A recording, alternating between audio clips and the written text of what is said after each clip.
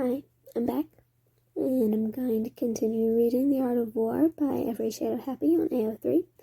So let's just get into it. Chapter 5. 1 month goes by really fast. Summary.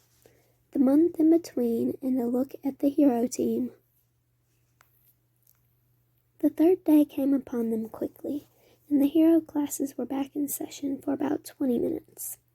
Aizawa, wanting to get things over with quickly, goes the easy route. If you choose the hero team, go to the right side of the room. If you choose the left side, go to the left. Everyone begins to move and shuffle until no one remains in the middle of the room. Aizawa is quick to write down the placements. These are final, no switching teams, so don't even ask. Now you have a month to prepare on your own. Refer to your leaders for instructions. They should have a game plan by now. You know where to find me if you need me. Aizawa pauses by the door and glares at the kids. Don't need me. With that, he leaves, and the hero and villain teams are staring at each other in shock. Most had assumed that everyone would be on the hero team, and sure, most are, but nobody expected this many. It's Bakugo to no one's surprise that breaks first. Dunce face, what the hell? He screeches, explosions popping from his hands. Denki smiles nervously. Well, I just think I'll do better on the villain team. The way Denki phrases it makes it seem like a question. Bro, that's so not manly to be a villain, especially since Bakubro is the hero leader. He's our friend. Denki flinches back. Of course they're still friends, but he's not their lapdog. He can make his own choices, can't he? Denki, I know Aizawa said it's permanent, but maybe you can still change, asks Mina, walking forward. It's not Denki that replies this time. Hey! He doesn't want to change. Denki is super cool. He can be a villain if he wants to be a villain. He has something to prove, and he can't do that if he just follows his friends around, snaps Adora, stepping in front of the anxious boy. All three of them scowl. Look, Denks, it'll be easier on you if you join the heroes. Then you won't have to worry about making the right choice or going dumb, you know? We're your friends. Denki can make perfectly fine choices. He is very smart, and you should do well to remember that. Momo also comes to stand in front of Denki. He feels his chest warm at the way they're protecting him. He loves his friends, he does, but sometimes they assume he's only good for a charger, or that he's just stupid. Just because he has trouble in school, it doesn't make him stupid. Eventually, Bakugo scoffs and breaks eye contact. Fine, we don't need the idiot anyways. He made his choice. It would only be a detriment to have him on our team. He walks away, and the other two follow. Sero smiles nervously. Sorry about them. It's totally cool that you're a villain. I'll try to talk sense to them. With that, he follows the loud group of teens. Denki collapses against the wall. That was hard. He's never been good at standing up to his friends. The Baku squad are not the only ones who are angry, though. Jiro approaches next, her mouth in a firm line. Momo, I thought you were going to join the hero team with me, Momo sighs. I'm sorry, Kyoka, but I never said that. You just assumed. I want to prove my strength as a hero, and I can't do that if I just follow Bakugo like a lapdog. Well, yeah, I assumed you're my girlfriend. And what does that mean? You think I'm a lapdog? Jiro scowls. No, of course not. That came out wrong. I guess what I meant is that I need to grow, and I don't think I can do that with Bakugo. But that doesn't mean you can't. Please understand. Momo pleads, reaching for Jiro's hands. Jiro scoffs and walks away. I need to catch up with Bakugo. The rest of the hero team follows as well. The villains all look uncomfortable, but this wasn't going to sway their opinion, no matter how awkward dinner would be now. Eventually, they all leave as well, heading to their room. They were gifted by Power Loader. the villains, the month flies by. On the third day of training, Izuku walks in with seemingly a horde of animals behind him. "Koda," he calls. Koda, who was practicing breaking down a gun under Snipe Sensei's watchful eyes, turns. His eyes basically light up. Behind Izuku is a mixture of predator cats and wolves. "It's not perfect, but these are all that my uncle could get on short notice. I also have several birds outside ready to go. These are animals trained to work with heroes for quirks like yours. I'm sure your second-year teacher would have talked to you about them eventually, but I sped up the process. I want you to spend the next month getting used to them." Koda reaches forward and brings Izuku into a hug.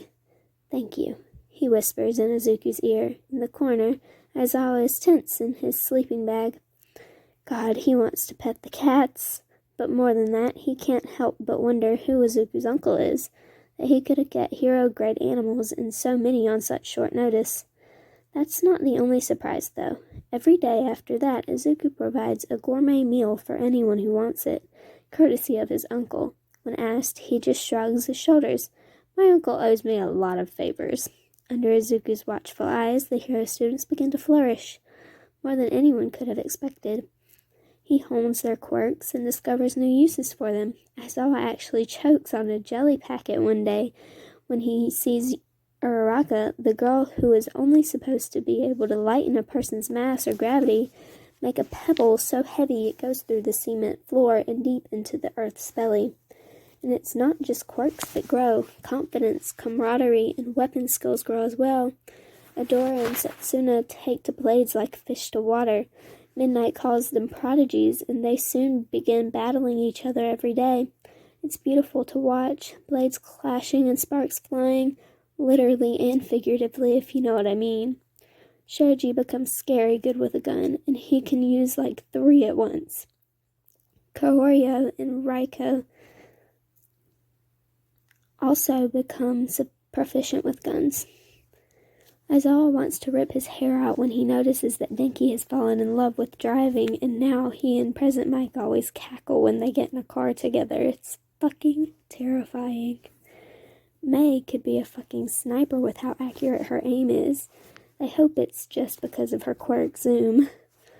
Other hidden talents come out as well. For instance, Monoma, the loudmouth from 1B, is amazing at sleight of hand and an excellent pickpocket.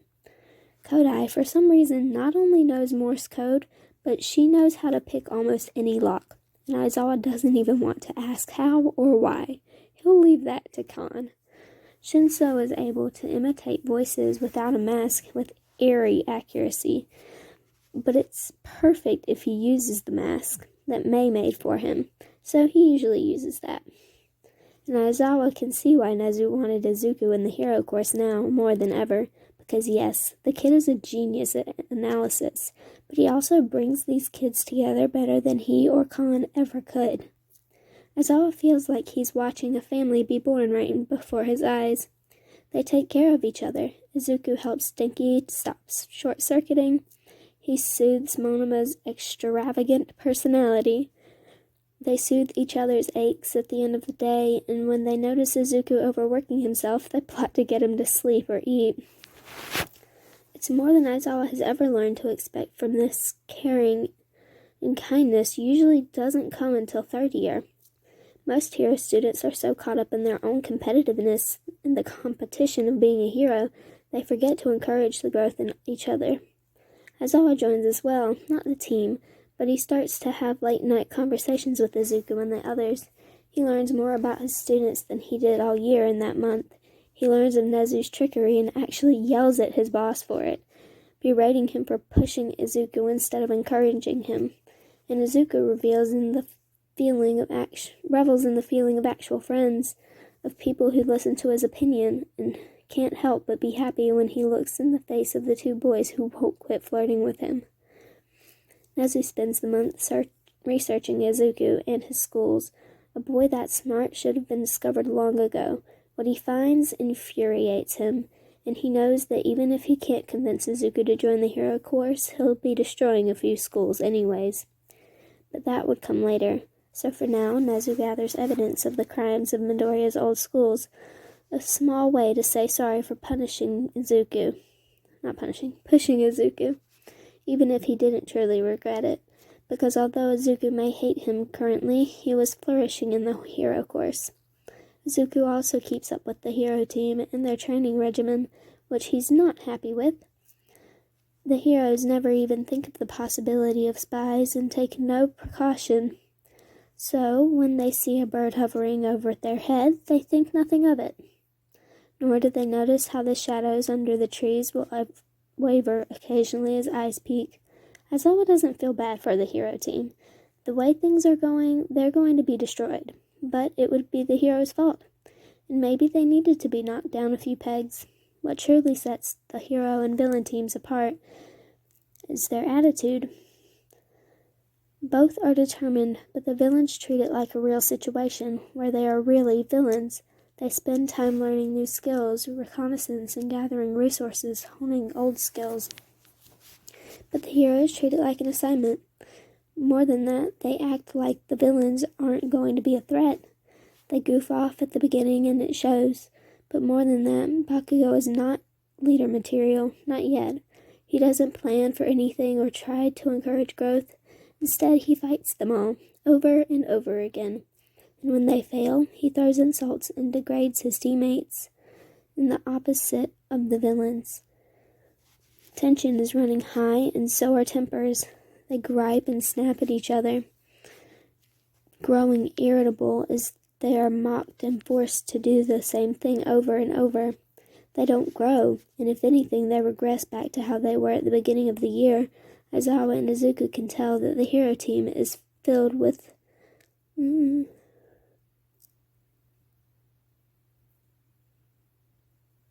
just going to skip that word.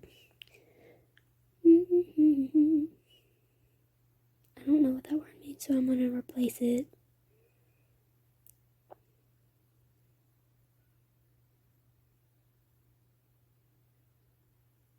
Whatever. And it will be their downfall. But to be honest, they deserve it.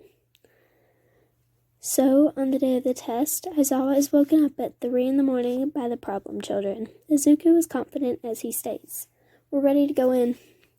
Aizawa rubs his eyes as he stares at them. They are not costumed up yet.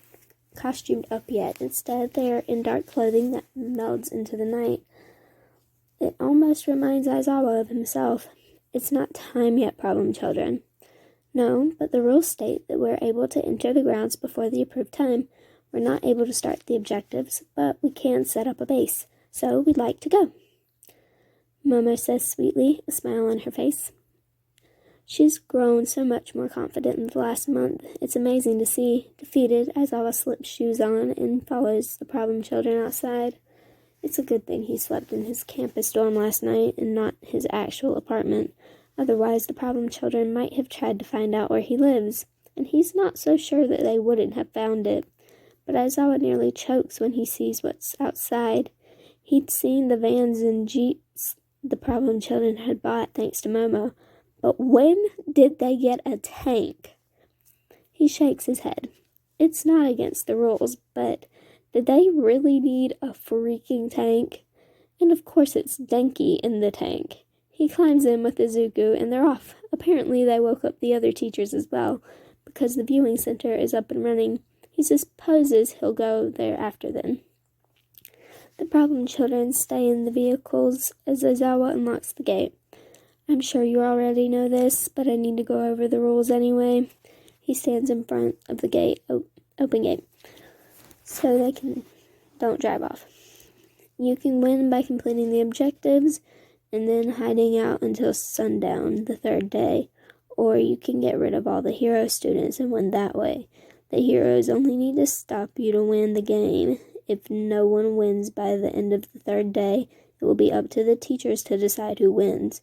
We'll decide using several variables like how well you stayed in the role, who got more people out, how many objectives you completed, and how much damage the teams caused. Aizawa clears his throat. Don't actually kill anyone. That's all I have. Good luck. He steps aside and the villain team rolls through. They wave excitedly at Aizawa and he smiles softly. Then they turn around completely serious. They have work to do. Aizawa slowly goes to the viewing center. It's where all of the first-year teachers hole up for the 3 days and grade everything. All of the other students have the 3 days off. It's like that for all of the tests, though. It's why they spread out the finals. Most aren't this long, though, so this is the last one they will be doing, and Aizawa is excited. He expects great things from this time around. He's excited to see who wins. When he enters the viewing room, he's correct. The principal and the rest of the first-year teachers are sprawled out on various couches and chairs. Aizawa flops down next to Zashi. He looks up at the betting board. Most of the teachers bet on the hero team, but the 4 who trained with the villains bet on them. Aizawa takes out his wallet. I want in. Vlad laughs. Wow, you never bet. Aizawa shrugs. I have a good feeling this time. 300,000 yen on a complete victory for the villains. Everyone quiets. That has never happened since this final began. Aizawa-san, are you sure? Yes. Very well. With that, Aizawa is on the board for the first time ever. Time for the wars to begin. Alright, that's the end of the 5th chapter. We will be moving on to the 6th now. Chapter 6. Fires and Flooding. Summary. It begins. Notes. I'm going to read them because it's kind of important. So, just a reminder of who's who. Momo is Gaia. Adora is Iris. Denki is Zeus. Shinso is Monoma. Uraraka is Artemis. Monoma is Dolos. Kurio is Nyx. Setsuna is Thanatos. Shoji is Kratos. Koda is Melampus. Juzo is Pasithia. Raiko is Melina. Kodai is Dionysus. May is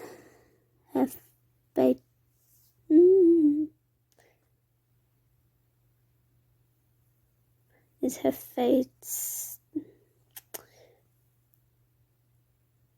Hephaestus? I probably pronounced that wrong. We're gonna go with it though.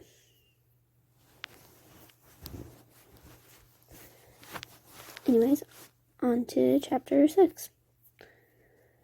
It was 9 a.m. and when the hero team was finally fully assembled, Aizawa technically couldn't be mad, because that was the arranged time, but he was still a little miffed. After all, he's been up since 3 watching shadows dart across the screen, because the gremlins cut all the lights from the arena for hours. And by the time the sun rose, they were finished, and then it was just quiet, but someone had to always be watching, and somehow it fell to Aizawa, so sue him if he wished the heroes had shown the same initiative and shown up a little earlier to cure him of his boredom. But no matter. Now it was finally showtime. He clears his throat, and the chattering quickly dies down. Ida looks around and, noticing the absence of the villains, begins to speak. Aizawa-sensei, are the villains The villains have not shown. Are they waiting in a different area? No, Ida. They showed up early and got a head start on you. So now I just need to brief you so the test can begin. The combined classes feel a shiver go down their backs. When Aizawa mentions that the villains are already inside, what exactly could they have needed to do? Still, they listen carefully to Aizawa. You only have one objective. Bring the villains in. You will be graded on technique and how much damage you bring to the table. Don't forget that they are villains, so you might also have to deal with hostage and rescue situations. Do your best and don't actually kill anyone. If you do land a fake killing blow, or what we consider to be a killing blow, we will determine whether or not the lethal force was necessary. We're not naive enough to say that lethal force won't ever happen, but as heroes try to avoid it. Aizawa unlocks the game. You have been given comms and a tablet with a map of the place, and a marker for where your base is. There you will find food and the resources to survive. Aizawa stretches. You're welcome to go in now, and unless you are considered dead or knocked out of commission, you will not leave. If you do, it will be considered an automatic failure. Bakugo strides forward first, his face set in a determined snarl. When everyone has made it in, he turns to them. Okay, you fucking extras, let's get one thing straight. You don't get in my fucking way, but first things first. We need to go to our fucking base and get set up. Bakugo is cut off by a large explosion. Walking down the street towards them is Adora, or at least they think it is. She wears a floor-length flowy gown with loose sleeves and a crown of gold. Across her face is war paint in every color of the rainbow. She looks ethereal, haloed by the fire from the explosions. Her whole outfit is tinted rainbow, matching her hair, and at her waist, looped in a thin gold chain, is a katana. The hilt matches the rest of her outfit, but the metal is cold, hard steel, and it glints in the harsh light. She stops about 50 meters away and begins to speak. I am Iris, the embodiment of the rainbow and a messenger for the gods, and I am here to bring a message. Her voice echoes in a way it shouldn't, and for a second her eyes seem to flash gold. It's freaky, and more than one hero takes a step back. You have until sundown the second day to surrender. If not, we will destroy you. Iris smiles, her face content with the roar. Bakugo explodes forward, his hand reaching for Adora's face. The rest of the heroes stand still and watch the following battle. If you could call it a battle, Adora, or Iris, is quick to dodge him, and with one hit from the hilt of her sword, Bakugo is down and unconscious. He collapses without a noise. Kirishima yelps in outrage and moves forward. Ida stops him. Iris had moved far too fast, almost as fast as him, but that wasn't her quirk. Now that Ida was thinking about it, he wasn't sure what her quirk was. Iris, as if she knew what Ida was thinking, begins to talk. My quirk is color. With a sweep of her hand, a burst of different colors begin to show over her head. It bathes her in colorful light, and several of the students blush. They'd never seen her act like this, and it was a nice change. I was born with rainbow hair, and as I grew up, I found that each color represented a different power I could harness, but I never used my whole power, because I was told it wasn't fair, that I basically had several quirks, and that I was too OP. My own mother told me to hide my powers, to downplay it. Iris looks better now, her face cold and hard. Her hands clench, and suddenly all the color is fading. Pony gasps and falls back as color drains from everything slowly. In her wildest dreams, nobody had expected Adora to be this powerful. Then a smile graces Iris's face again, and the color begins to return. She whirls around and kicks Froppy to the ground. The frog girl had been attempting to sneak behind her using camouflage, but Adora had seen right through it. Froppy is left struggling to breathe, a boot planted firmly on her chest, and a sword at her throat as Adora continues to speak. But when I became a villain, I was told to let go, that I could be exactly what I wanted, and that I would never have to hold back ever again. She glares at the heroes, who have slowly taken a fighting stance.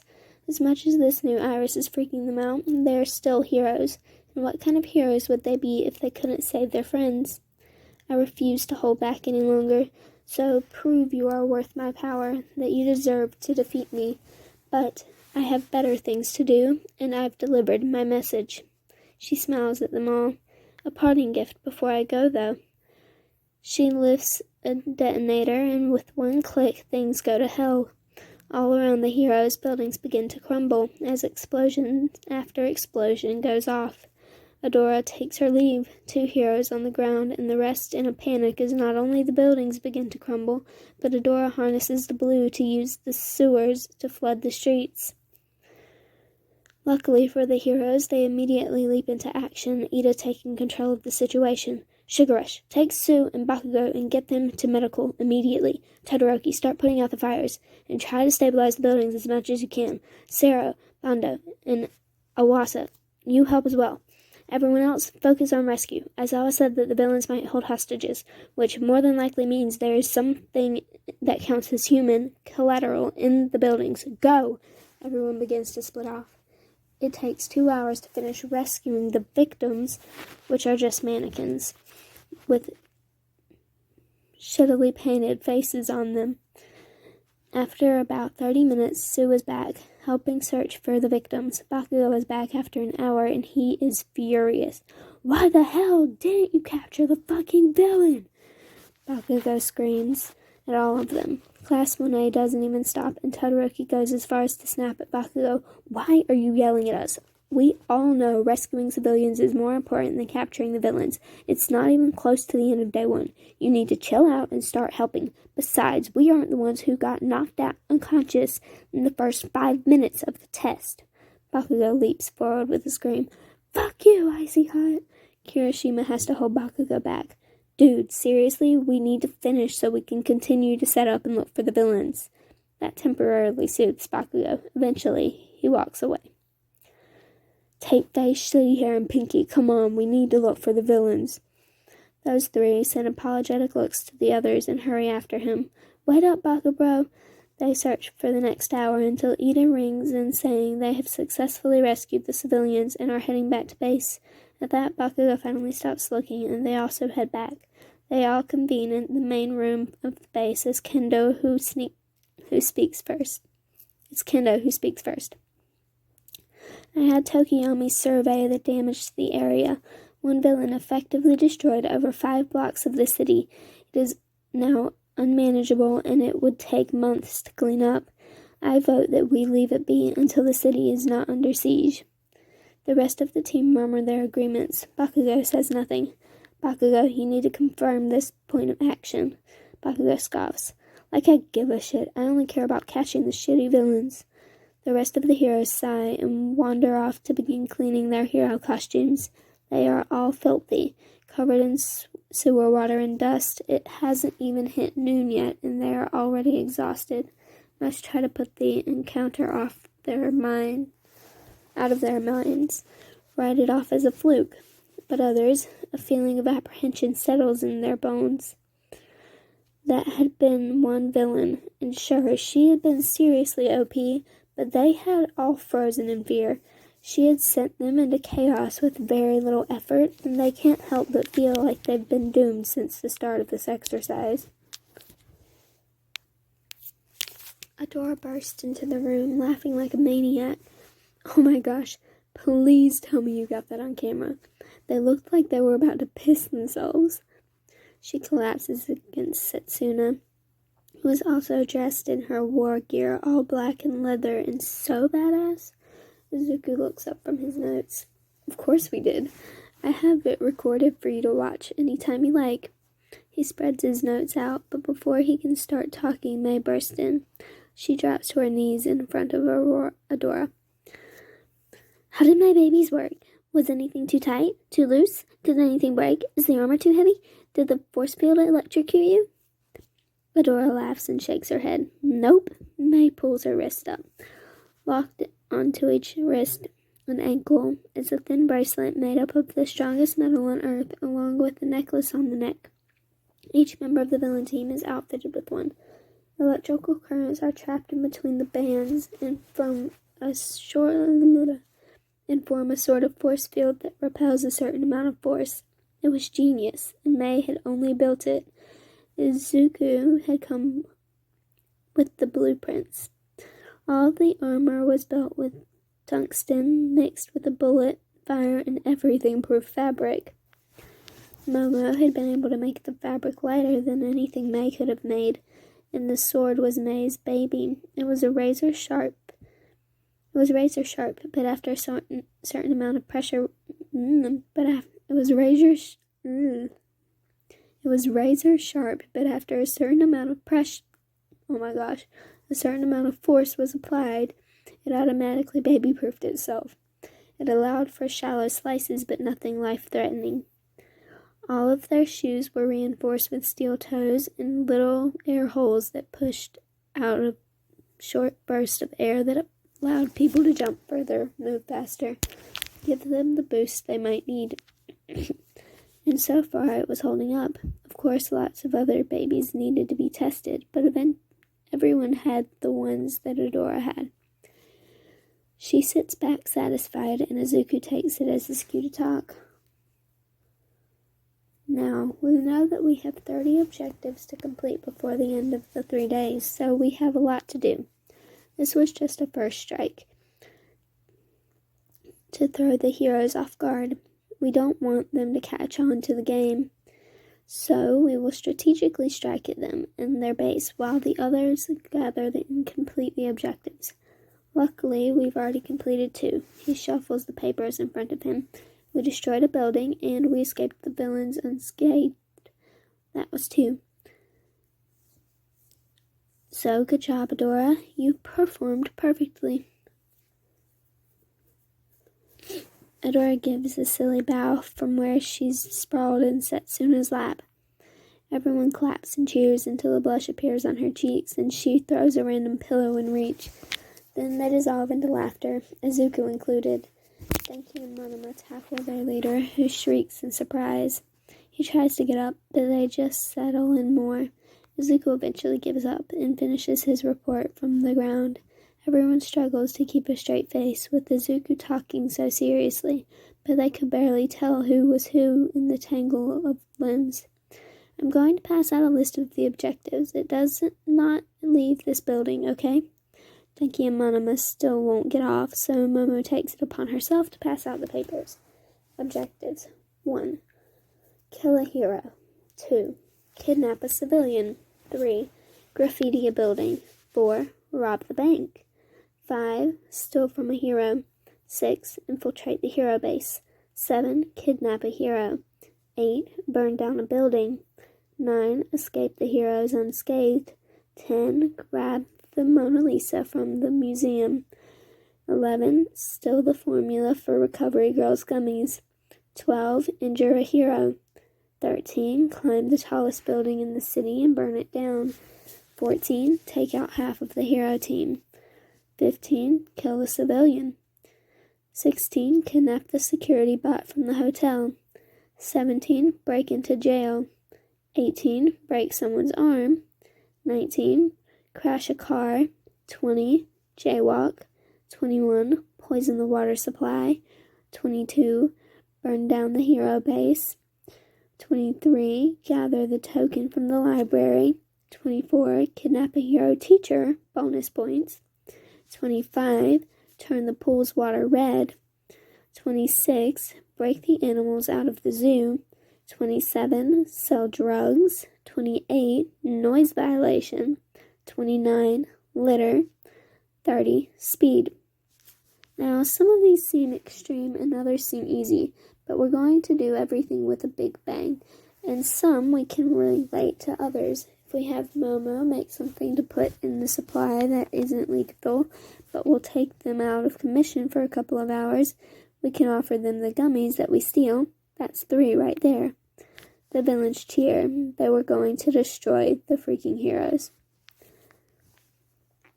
Now, I figured that we could strike off some right now. I want to leave the kidnapped hero until tomorrow so we can force the heroes to meet us. But I feel free to land a killing blow on any hero you come across. Denki, do you and Monoma want to lead the heroes on a chase? You can do the speeding and noise violation at once. I'll have people on standby in case you need help. Denki cheers and finally gets up. Yes, can I take my tank? Monoma turns pale. Why did he have to go? While the heroes are distracted, we can do the museum and bank tasks. And I want Gaia, Dionysus, Kratos, and Melampus to do the bank task. Kodai can easily shrink the money in walls. Pasithia goes with them as well. The villains nod.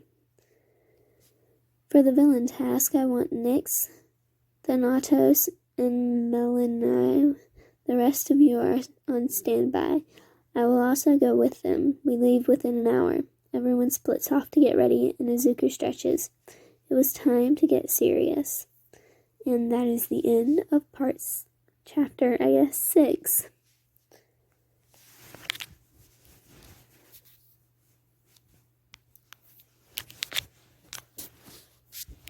Chapter 7. Who gave Denki a tank? Summary. Denki drives a tank. Denki was having the time of his fucking life. Driving a tank is a lot different from driving a car, but driving a supercharged tank that has the ability to go over 100 miles an hour, that was especially hard. And Monoma was feeling the difference currently, his breakfast threatening to leave his body at any second. Denki, ugh, slow down. Monoma starts to dry heave. Denki takes a sharp turn and Monoma slams against the wall. Can't really do that. I'm currently being pursued by most of the heroes, including your beast classmate and Ito, who are incredibly fast. We'll be captured if I go any slower. Monoma groans and drags himself out of his seat. He slowly opens the hatch and peers out. Denki is correct in the assessment that they are being pursued. Jirota is indeed pursuing them, and with his nose, Monoma knows they won't escape anytime soon. So he would have to go. Monoma reaches for his rifle. Try to keep it steady so I don't puke on the heroes while I take them out, okay? He says. Denki nods in affirmative, and Monoma also makes sure to brush the back of his neck so he can use his quirk. Monoma pops off, fully revealing himself and his rifle. Ito falters for a second at the appearance of a gun, because who let 15-year-olds have guns? But Jirota keeps bounding at the tank, used to Monoma's craziness after a year of dealing with him. Monoma! He growls, dodging a trash can that Denki had smashed into. Currently, they are driving on a sidewalk. He looks past Ida and Jirota. Behind them, Bakugo and Todoroki are racing to catch up. Sue is right behind them, and the rest of the heroes are trailing behind, not used to having to run so fast. Tokiyami flies above them, able to keep up, but it's harder for him to reach for the villains when he's trying to stay at the insane speed Denki has set. You dastardly villain, turn yourself in immediately and let justice be served. Ida yells, his hands chopping down. Monoma begins to cackle. Do you know where the cat is?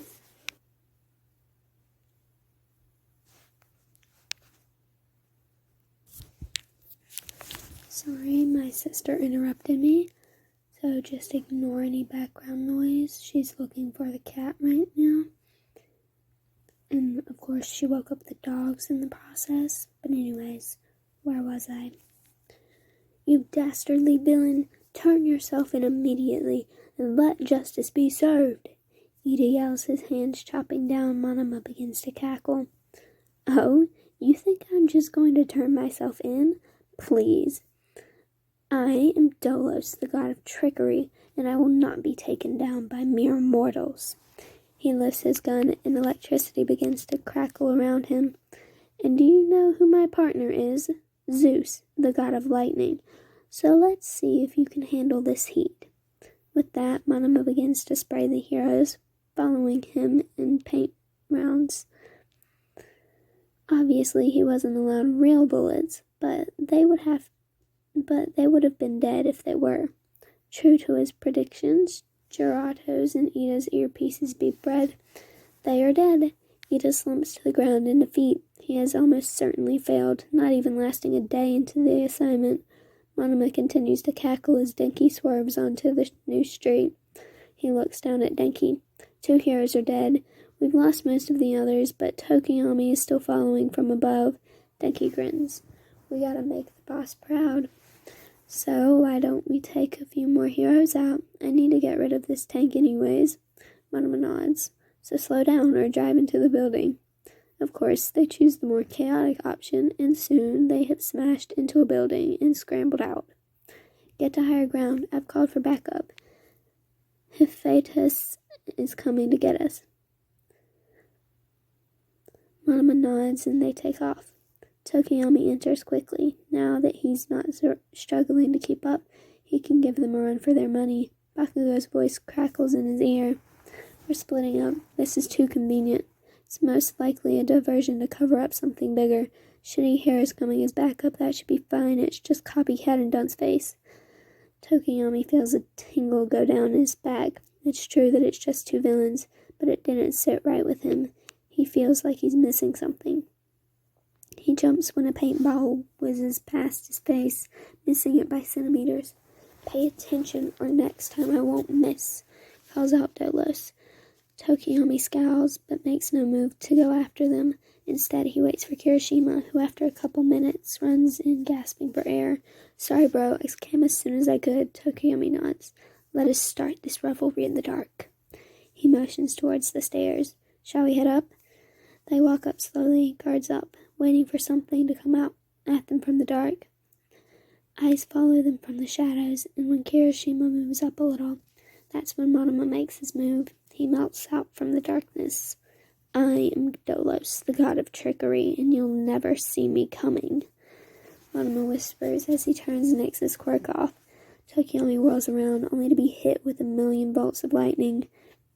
Tokiyami feels his eyes go fuzzy. The last thing he thinks before he passes out is that at the beginning of the month, there was no way he would have lost to Monoma. How has he leveled up so quickly? The leather-clad boy waits for Tokiyami to fully pass out to shoot him in between the eyes. Kirishima is nowhere to be seen, not even noticing his teammate being taken out of commission. Monoma is now satisfied and goes to join Denki, turning Nyx's quirk back on. Hopefully, he makes it before Kirishima finds Denki. After all, even though Denki is a badass, Kirishima is a bad team-up for the blonde, but Monoma has nothing to worry about. Kirishima did catch up to Denki, but instead of attacking, he's talking to Denki. "Bro, just come in peacefully. I don't want to hurt you. We know you aren't going to win." Kirishima inches forward and reaches for Denki. His hands harden. Denki scowls at the assumption that he can't beat Kirishima. "Seriously? I'm not going to give up just because you don't think I can I'm not going to give up just because you don't think I can survive. Fuck off." Denki backs away, but doesn't turn his quirk on. If there's one thing he's learned from Mito, it's that he doesn't need his quirk for everything, and this was one of those things. Monoma appears in time to see Kirishima lunge for Denki, and Denki used the momentum of the hero to yeet him out of the window, screaming, "Defenestration!"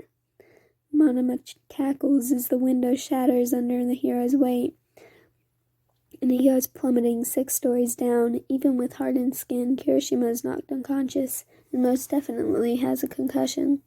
Denki wipes his hand off on his pants and turns to look at Monoma, a proud gleam on his eyes. "Did you see that? I threw Kirishima out of a window."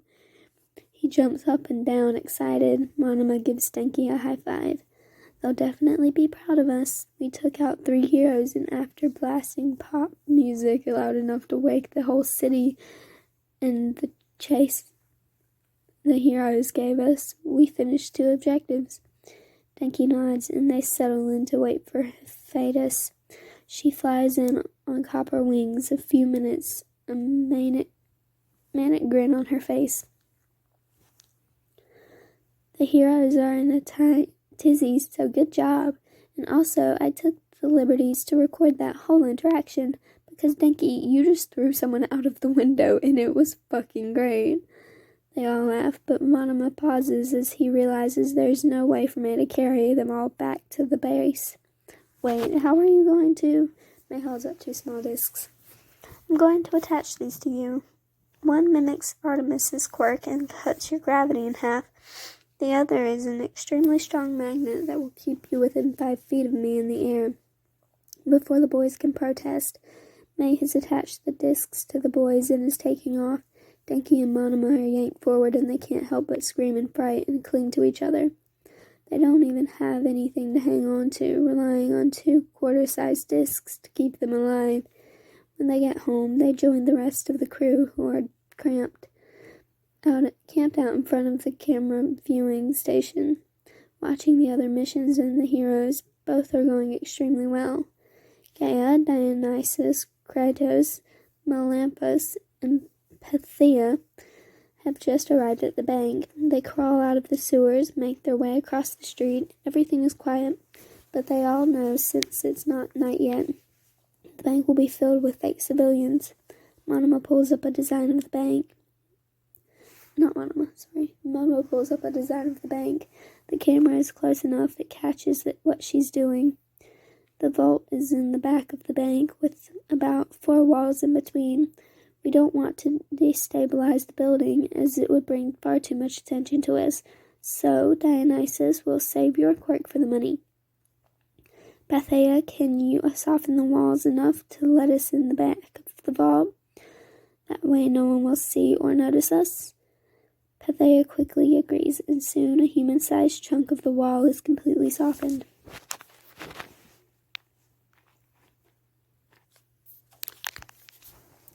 Hurry, though.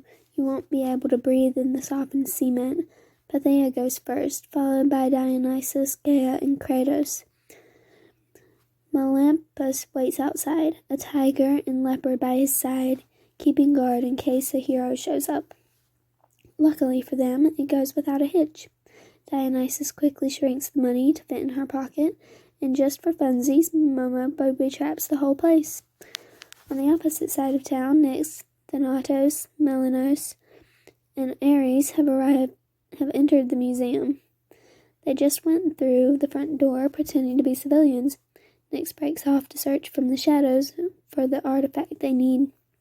The museum is mostly empty of anything, so when Nyx comes across a naked mole rat figurine behind a bunch of locked doors, it's easy to determine that it's the artifact they need. Fortunately, the heroes receive an alert about villains being in the museum, and Mina, Sarah, and Bakugo show up. They have no idea that Nyx is there, but the other 3 villains are stuck facing off with the heroes. Nyx, take the artifact and get back to the base. We'll be fine. But Hypnos and Artemis get here just in case. He whispers into the comms, keeping an eye on the heroes advancing. Bakugo is the first one to strike, leaping for Izuku with explosions in hand.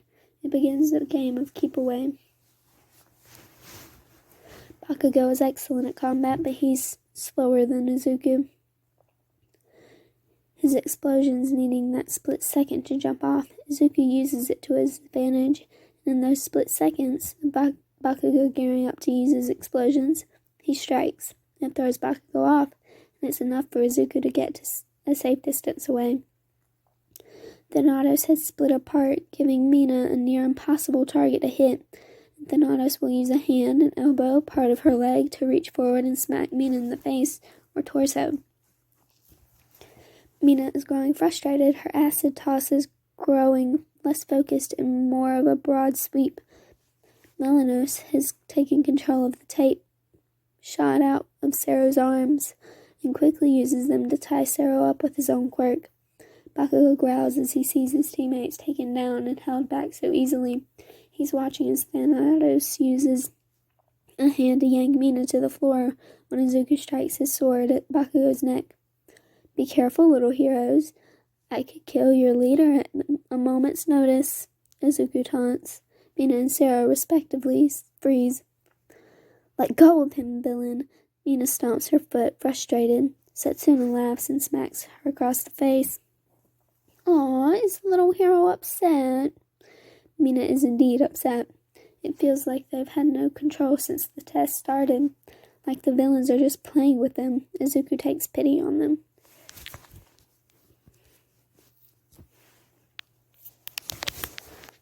It's no fun to have the game end so quickly, so I'll give you an option. We continue on this way, and I kill the 3 of you.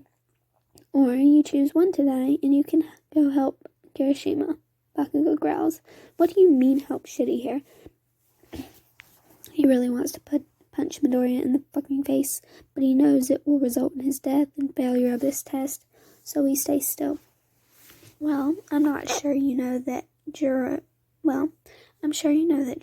and Ida are dead and out of the game, but what about Tokiyomi and Kirishima? Tokiyomi was taken out with no mercy, but Kirishima was just thrown out of a 6-story building. I'm sure you could save him, but right now he's just lying in the street. I bet I could get a villain to kill him before you got to him. Bakugo looks so frustrated. This isn't over. I will kill you, shitty villain. Midoriya laughs. I'm sure you will. So, who's getting sacrificed? The heroes are quiet. Finally, Sarah speaks up. I'll go. And that's that. The heroes are released, and Sarah was shot in the forehead. Bakugo looks like he wants to attack again, but Mina pulls him away. We'll have other chances, but we need to regroup, get to Kirishima, and get back to our base. We've lost 4 people today. Bakugo knows she's right. So he leaves, no matter how bad he wants to destroy the shitty villains. Bakugo calls the rest of the heroes back, and Kirishima is put in the infirmary. The heroes gather in the main room once again. Pony speaks first. They're just playing with us, aren't they? Todoroki shakes his head.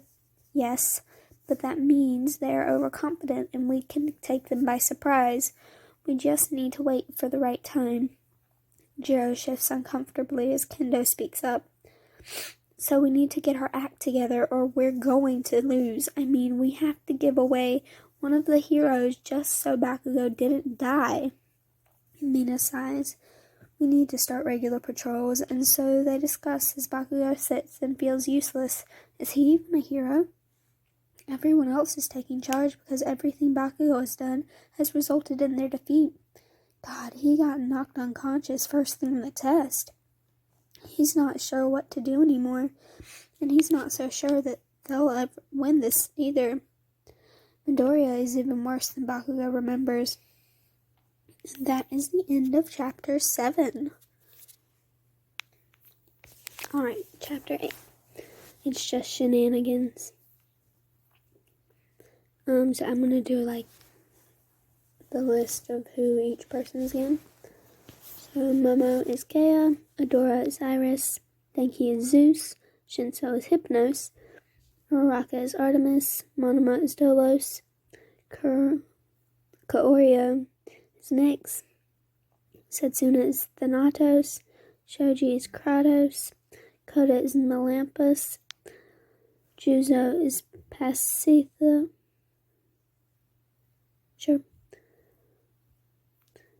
Raiko is Melino, Kodai is Dionysus, May is Hephaestus. I think that's how you pronounce it. Anyways. The villains, who had been up since nearly 1 in the morning, take the late afternoon off to catch up on sleep. If left the hero team on edge and bewildered at the lack of villain activity after such a strong start. They searched the streets but didn't come across one villain. And that night, they collapsed in their base ready to sleep. Not one leaves someone to stay up as guard. That will be one of their biggest mistakes. Because that night, after a warm meal, everyone begins to suit up except May. She was going to guard the base. Everyone else is tasked with one of the villain's objectives. They hope to get most of them done tonight and tomorrow, so they can have an all-out battle at the end. Midoriya stands in front of a giant whiteboard that nobody knows how Izuku snuck in. A list of all the remaining objectives are listed there. He points at the board. Now, some of these we could probably already mark off, but knowing Nezu, if it was done without the actual intent to complete the objective, it won't count. So we're going to go ahead and redo some of them that are already technically completed. Now, we know from our cameras planted in the hero's base, they didn't leave a guard up like idiots. If we want to finish our grand plan, we need to get almost all of these objectives done in the next 24 hours, so we can have our grand finale in the 3rd day. Izuku marks off the ones they've done for sure. Now, we have killed a hero, Sarah among others. We've robbed a bank and a museum, which resulted in the creepy mole rat statue named Mona Lisa. And we've done the speeding and noise violation objectives. We've also escaped the heroes unscathed. That leaves 24 more. Some I want to get done before the heroes wake up, so we're going to use our comms tonight to time our attacks. I'm going to split up the tasks we are doing tonight and the ones that aren't going to trigger any alarms, like the jaywalking. Then we'll do the ones that will, and then we'll do some of the hero-based ones while they're out chasing us. Got it? The team nods. Iris, graffiti the highest building in this godforsaken town, then stay there. Gaia, be a deer and jaywalk for me, as well as litter. Once we've gotten the baby ones out of the way, we can start to work. Gaia and Iris nod. Next, we are going to get the token from the library, break the animals out of the zoo, turn the pool's water red, crash a car, steal the formula for Recovery Girls gummies, burn down the tallest building, and a regular building. I also want to steal the night security boy from the hotel. That leaves 12 more. I want Zeus to crash the car, Dolos borrow Nyx's power and go to the pool, and dye it red. Melampus, you can steal the animals from the zoo. Iris, burn down both buildings, since you're already graffitiing it. I'll get the token from the library, and Melano, you're going to get Recovery Girl's recipe. Dionysus, you steal the hotel bot. All of them nod. Finally, Nyx and Shinso, you're going to be doing a bunch of the hero-based tasks. I want you to infiltrate, obviously. Then steal Bakugo's mask if you can. If you can't, anything is fine. And Momo made a mild poison. It'll give them headaches and upset stomachs. Put it in their water supply. That leaves only 9 tasks for tomorrow. And of course, if you come across heroes, feel free to take some out. It will make it easier to complete the half of the hero team tasks. For the people without a task, give the heroes help. With the orders given, they all quickly split up. It takes less than an hour for the stage 1 tasks to be completed.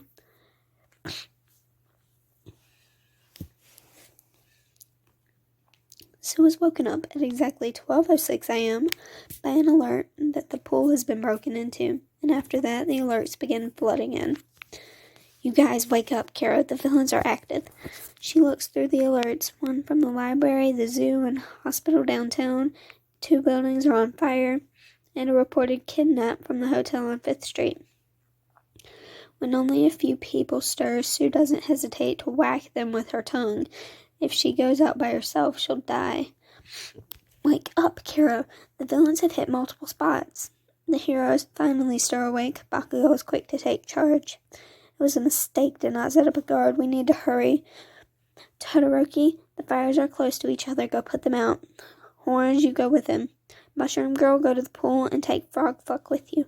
I'm going to the hospital. Below Hole, go to the hotel and take one of your shitty teammates with you.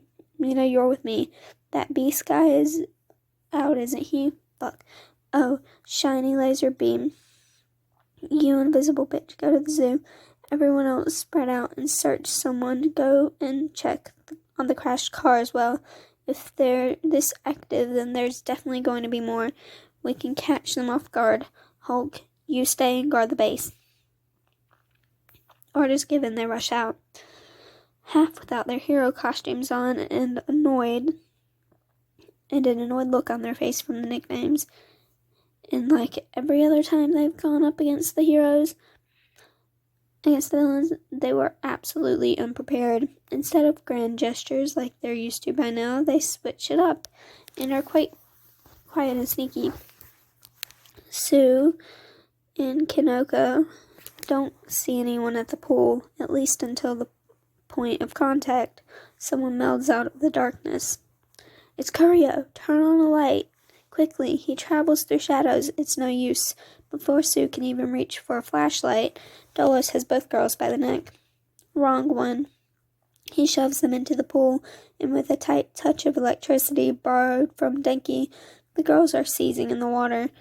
When their comms go red, he immediately stops and pulls them out. Monoma, how could you? That was dangerous, cries Kinoko. Shoving at her classmate, he turns with a smirk. We're heroes. Everything we do is dangerous. He shows away, leaving Sue speechless, Kinoko in tears. What kind of monster was willing to electrocute someone in a pool? Most find nothing at the sites they visit. Whoever burnt the buildings down is long gone, and so is the hospital and hotel break-ins. As the heroes search fruitlessly, some of the villains follow the heroes and annoy them. Nazi whispers float into some of their ears, but nobody's there. Other times, they'll trip over something that wasn't even there. No matter how much they try, they don't find any villains, and so at the break of dawn, they stagger home dead tired, something needed to change, and quickly. They sit down, grab a cup of water, and begin to argue. They're just toying with us. We aren't good enough. They could have killed all of us at any time, but they're just playing with us. We should just give up, cries Kendo. Bakugo shakes his head. No fucking way. Heroes don't lose. Kendo scowls and gets up to leave. This is bullshit, and you know it, Bakugo. They're prepared better. They're just better. Even with double their numbers, we are running around like headless chickens. You aren't leading us. We have no teamwork, no plans. We just go out when we get an alert. We're going to lose, and it's your fault, Bakugo. She's almost to the door when Todoroki speaks. Where are Sue, Sato, and Kanoko? She whirls around. They didn't return. At the negative given, they all rush to their computer system, and indeed an alert popped up hours ago that declared all three as dead. It even gives a description. Sue and Kanoko died of electrocution in a pool, and Sato died from a gunshot wound. Kendo leaves abruptly. The others trickle out as well, attributing the twisted feeling in their guts as shame to losing another 3 teammates and not even noticing. When the villains got back that night, after 3 hours of tormenting the heroes, they collapsed in bed, feeling high on victory. There was nothing better than a good night's work in completing the tasks they were given by their leader. May wanders around tinkering with their gear, still on the villain's limbs. Just a few upgrades, she murmurs. She'd gotten so much data last night, and now she just wanted to upgrade a few of them. Midoriya himself curls up against Monoma and Denki, letting one pat his hair and the other soundly sleeping. Monoma leans down and whispers in Izuku's ear, "You know, you really are amazing. You'd be such a good hero, you could help so many, but even if you aren't, you'll still do so much good. It's just in your blood." Izuku blushes but doesn't answer. This time felt different than Nezu, more sincere. Nezu made it feel like he had no choice, and after years of being abandoned and being told that quirkless was equivalent to useless, to be told that he could live out his dream, but only because his analysis was extraordinary. Izuku would admit he had shied away from the idea heavily, but with Monoma and Denki, they saw him as useful. Whether or not he became a hero, and cause his stupid heart, and curse his stupid heart, but it was causing that old flame to spark up again. The want of being a hero, of seeing people smile at him and tell him he helped them. He was starting to remember what it meant to want such things, and he didn't know how he felt about that. May glances at the deep and thought, boy, most of the other villains are sleeping, so they can barely be ready for this afternoon. Izuku should be too, but he looks conflicted. And even though May wasn't the best at humans, she thought she knew why. You know, not having a quirk makes you so special, because it means you didn't even start at the starting line. You had to crawl your way to the starting line and then fight for every step past that. But look at what you've done.